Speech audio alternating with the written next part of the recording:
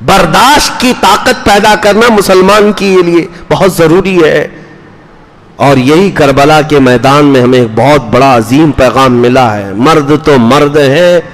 ایک دانشور نے بہت اچھی بات لکھی ہے, کربلا میں موتیں تو ہوئیں, حسین اعظم کی موت, شہادت, علی اکبر کی شہادت, امام قاسم کی شہادت, سب کی ایک بار ہوئی, لیکن اس میدان میں سب سے بڑا جگر رکھنے والی کوئی شخصیت ہے تو سیدہ زینب ہے, جو پورے میدان کو دیکھتی بھی رہی.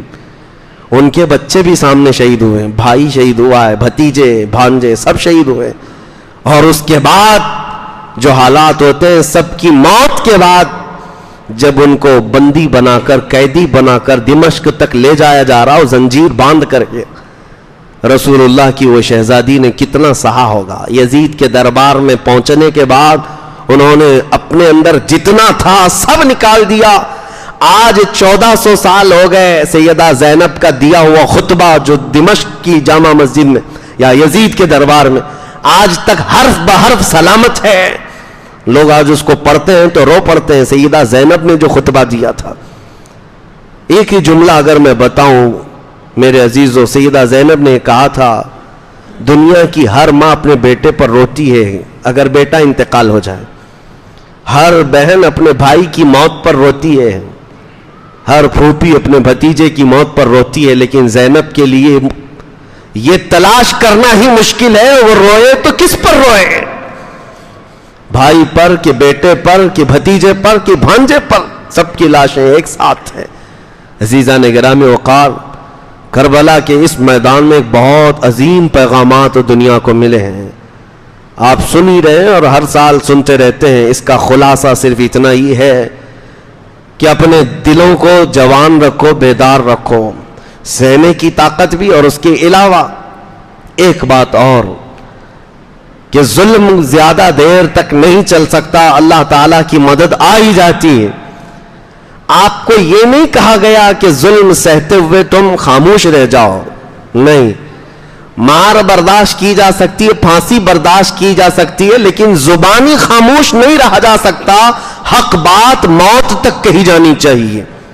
یہ پیغام ہے. اس کا کوئی الٹا میسج یہ نہ لے لے. سہنے کی طاقت کا مطلب یہ نہیں ہے کہ خاموشی سے سہتا رہے, بلکہ اس پر تو ظالموں کو خوشی ہے کہ ہم نے مارا, دیکھو چپ ہو گیا.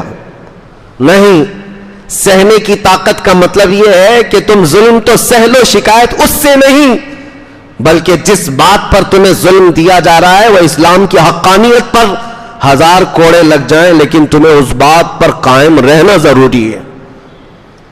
آج جیسے موب لنچنگ کے حالات آ گئے, نوجوانوں کو باندھ کر کے مار کر کے ان سے کہا گیا کہ ان کا نام لو ان کا نام لو, یہ حالات سے ظلم تو ہو ہی گیا.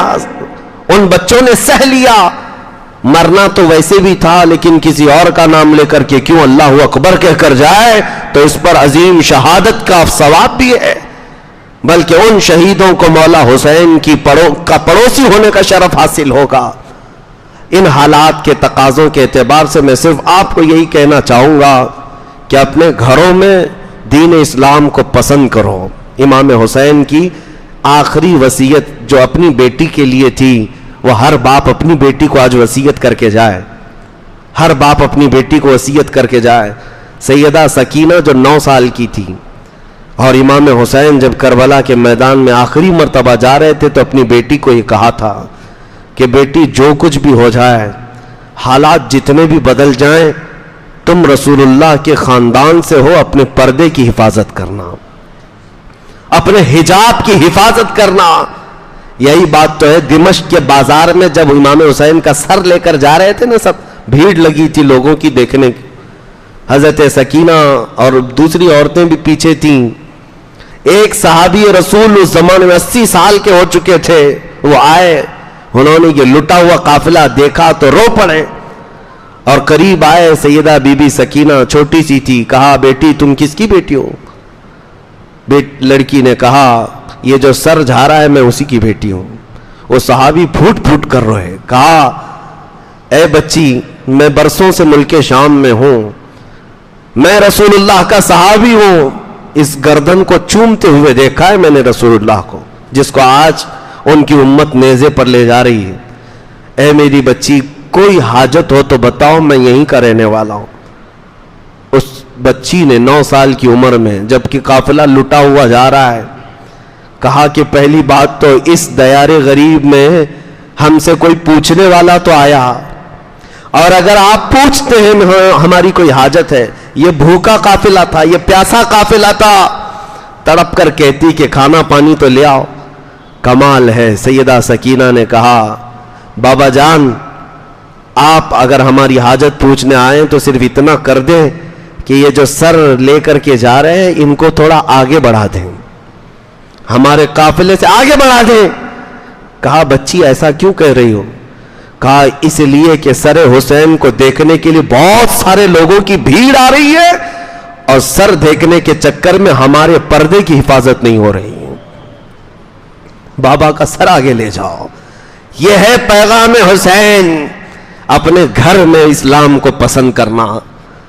اور ان کی شہزادیوں نے دنیا کو دکھایا ہے. باپ کا سر لے جانے کے وقت بھی اگر انہوں نے کسی چیز کا خیال کیا ہے تو رسول اللہ کی شریعت کا خیال کیا ہے. یہاں ہمارے گھر میں نارمل بھی کسی کی موت ہو جائے تو عورتیں تو بے پردہ باہر نکل آئیں گے. نہ ان کے سروں کے دوپٹوں کا خیال ہے، یہ ماتھا پیٹنا سیٹنا پیٹنا ان کو تو کوئی ہوش و حواس نہیں رہتا. چاہے جیسی حالات آ جائیں پیغام حسین یہی ہے. آخری کربلا کے میدان کا میسج اپنی بیٹی کے لیے یہی تھا کہ بیٹی حالات جتنے بھی بدل جائیں تم اپنے پردے کی حفاظت رکھنا، اپنے حجاب کی حفاظت کرنا. کیوں پیغام نہ دیتے حسین؟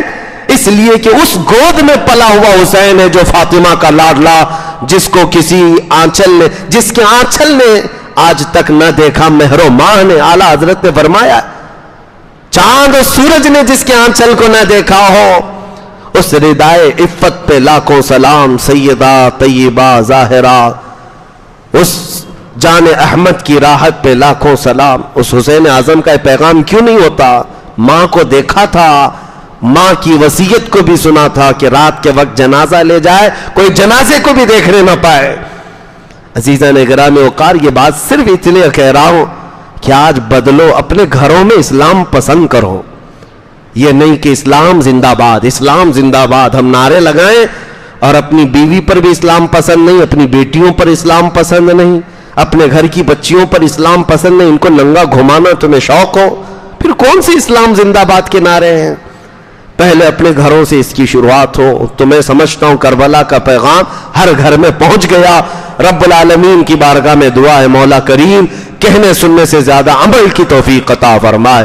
قدیر و جبار خدا ہمارے گھروں میں حسین اعظم کی محبت میں پلنے والے جوان پیدا فرما. ہماری بچیوں کو سیدہ کائنات فاطمۃ الزہرا کی کنیزوں میں شامل فرما. قیامت کے دن اہل بیت نبوت اور رسول اللہ کے صحابہ کے ساتھ ہمارا حشر عطا فرما. وآخر دعوانا ان الحمد للہ رب العالمین.